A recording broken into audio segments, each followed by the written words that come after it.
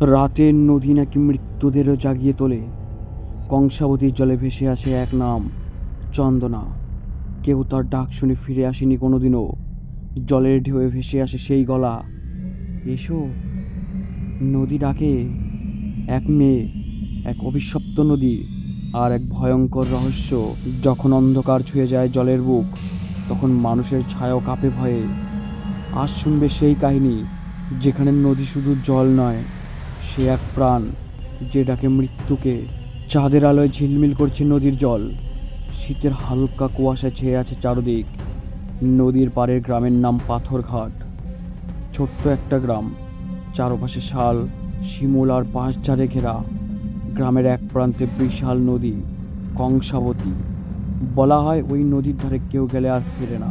কেউ বলে জলের টানে ডুবে যায়, কেউ বলে ওই মেয়েটি ডাকে। গ্রামের বুড়োরা জানে, সেই ডাক মানে মৃত্যু। পাথরঘাটার মানুষ এখনো মনে রাখে চন্দনাকে। বছর 20 আগে নদীর ধারে সে থাকতো তার স্বামী রঘু আর ছোট ছেলে বাবলুকে নিয়ে।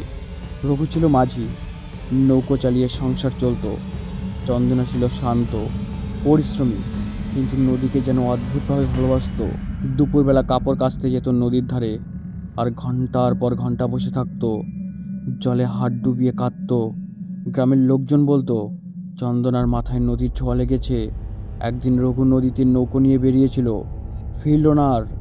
3 দিন পর তার লাশ ভেসে উঠল, চোখ দুটো আধ খোলা, মুখে কাদা ভর্তি। সবাই বলল, নদী তার আপনাকে টেনে নিল। চন্দনা পাগল হয়ে গেল। দিনরাত নদীর ধারে বসে থাকতো, কাঁদতো, হাসতো, গাইতো, কখনো জল ছুঁয়ে কথা বলতো, রঘু, তুই আছিস তো? আমি আসছি তোদের কাছে। এক বর্ষা রাতে চন্দনা হারিয়ে গেল। কেউ বলে সে নিজেই নদীতে নেমেছিল, কেউ বলে নদী তাকে টেনে নিয়েছিল, তার দেহ আর পাওয়া যায়নি।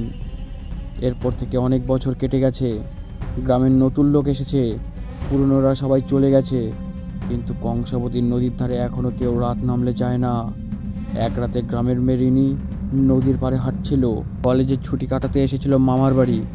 গ্রামের গল্পে সে বিশ্বাস করতো না, নদীর হাওয়া লাগিয়ে হাঁটতে ভালো লাগতো তার। রিনি শুনল কারো গলা, রিনি, রিনি, তুই এসেছিস? সে থেমে গেল। কে ডাকছে তাকে? নদীর ওপার থেকে কুয়াশার ফাঁক দিয়ে জলতরঙ্গের মাঝে যেন একটা সাদা ছায়া নড়ছে। রিনি একটু এগিয়ে গেল। কে? কে ওখানে? জলের দিক থেকে উত্তর এলো, আমি, চন্দনা। নদী ডাকে, তুই আয়। রিনির বুকের ভেতর কাঁপুনি ধরল, হাওয়া কেমন ঠান্ডা হয়ে গেল, জল নড়ে উঠল যেন কারো অদৃশ্য হাত নাড়ছে। সে দৌড়ে বাড়ি ফিরল, কিন্তু সেদিন রাত থেকেই তার ঘুম আসে না। কান পাতলেই শুনতে পায় নদী থেকে কেউ নাম ধরে ডাকছে, রিনি, রিনি। রিনির মামি এক রাতে দেখে ঘুমের মধ্যে রিনির দরজা খুলে নদীর দিকে হাঁটছে। মামি চেঁচিয়ে ওঠে। রিনির চোখ তখন আধ খোলা, ঠোঁটে ফিস ফিস, চন্দনা আমাকে ডাকছে, আমি যাচ্ছি। পরদিন সকালে পুকুরের ধারে রিনির গায়ে জল পড়ে আছে, তার পা ভিজে আর গায়ে কাদা, কিন্তু সে কিছুই মনে করতে পারে না। গ্রামের বুড়ো হরিপদ কাকু বলল, এ চন্দনার কাম বটে, নদীর জলে সে এখনো আছে, যাকে ডাকে সে আর বাঁচে না। চন্দনার মৃত্যুর পর নদীর ধারে কেউ বাড়ি বানায়নি, কিন্তু 1 বছর এক ব্যবসায়ী এসে সেখানে চালের গুদাম করলো। প্রথম কয়েকদিন সব ঠিকঠাকই ছিল, তারপর শুরু হলো অদ্ভুত সব ঘটনা। রাতে গুদামের দরজা নিজে নিজে খুলে যায়, বস্তার ভেতর চাল ভিজে যায়, যেন কেউ জল ঢেলেছে। মাঝরাতে শোনা যায় কখনো গান, নদী ডাকে, নদী ডাকে। শেষে একদিন পাহারাদার নিখোঁজ, তার জুতো নদীর ধারে পড়েছিল, আর কাদায় লেখা, চন্দনা ফিরে এসেছে। ব্যবসায়ী গুদাম ছেড়ে পালিয়ে যায়। এক রাতে রিনি হঠাৎ নিখোঁজ। সবাই খুঁজতে গিয়ে দেখে নদীর ধারে তার চটি, পাশে একটা ছোট্ট লাল চুড়ি। সকালবেলা নদীতে ভাসছে এক নারী দেহ, মুখটা শান্ত, ঠোঁটে হালকা হাসি, চোখগুলো আধ খোলা, গলার হারটা লেখা রিনি। লোকজন বলে নদীর জলে আরও এক আত্মা মিশে গেল।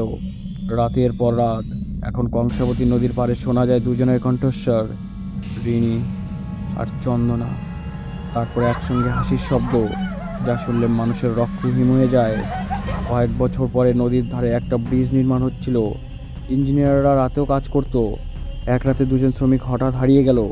তাদের বন্ধুরা বলল, আমরা দেখেছি জলের ওপারে সাদা শাড়ি পরা এক মহিলা দাঁড়িয়েছিল, সে হাত নাড়ছিল। তারপর তারা দুজন জলে নেমে গেল। পরদিন সকালে নদী থেকে উঠল দুটো দেহ, চোখ খোলা, মুখে জলভর্তি আর গলায় কাদা দিয়ে লেখা, নদী তার আপনাদের টেনে নিল। তারপর থেকে ব্রিজের কাজ বন্ধ। আজও সন্ধ্যার পর কেউ ওই পথে হাঁটে না।